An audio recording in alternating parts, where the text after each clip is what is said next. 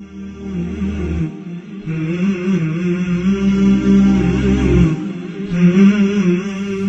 حضرت سیدنا بلال حبشی رضی اللہ تعالی عنہ نے اسلام قبول کر لیا تو ان کے مالک امیہ بن خلف نے ان کو طرح طرح سے ستانا شروع کر دیا۔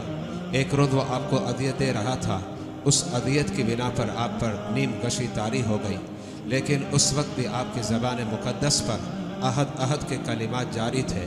اسی دوران اس مقام سے جناب رحمت عالم صلی اللہ علیہ وسلم کا گزر ہوا۔ اس کیفیت کو دیکھ کر آپ کا دل بہت زیادہ رنجیدہ ہوا۔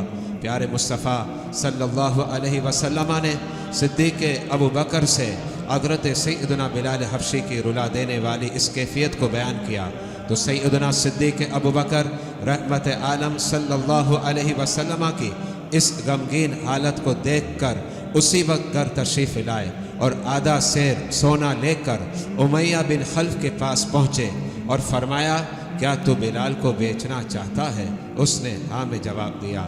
آپ نے منہ مانگی قیمت ادا کر کے بلال حبشی کو خرید کر آزاد کر دیا۔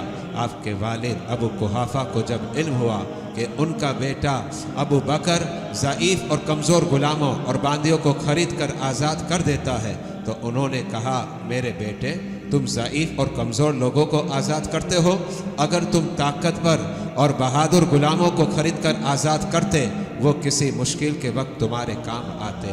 سیدنا صدیق ابو بکر رضی اللہ تعالی عنہ نے اس وقت بڑے عمدہ کلمات ارشاد فرمایا، ابا جان انما ارید ما عند اللہ، میرا اس سے مقصد صرف اللہ کی رضا ہے۔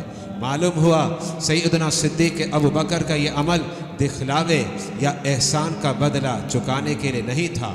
اللہ رب العزت آپ کے اس عظیم اخلاص کو قرآن عظیم و فرقان حمید میں یوں بیان کرتا ہے، وَمَا لِأَحَدٍ عِنْدَهُ مِن نِعْمَةٍ تُجْزَىٰ، یعنی اور اس پر کسی کا کوئی احسان نہیں جس کا بدلہ اسے چکانا ہو، إِلَّا ابْتِغَاءَ وَجْهِ رَبِّهِ الْأَعْلَىٰ، سوائے اس کے کہ وہ اپنے عظیم پروردگار کی خوشنودی کا طلبگار ہے۔